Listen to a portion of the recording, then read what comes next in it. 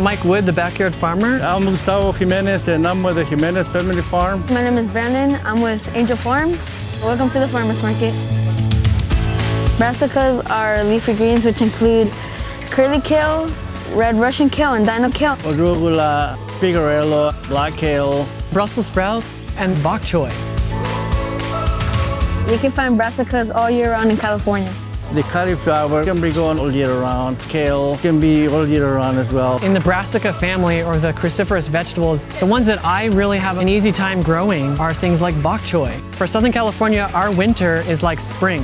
So you can grow a really decent head of bok choy in the middle of winter, and that's gonna give you the best, crunchiest head of bok choy ever. Being at the farmer's market, I like to say it was the first place where I found community and support that allowed me to grow my business and also become specific to what the people want. It's always a pleasure being on this market. People are very nice, very warm people. It's just like my day off.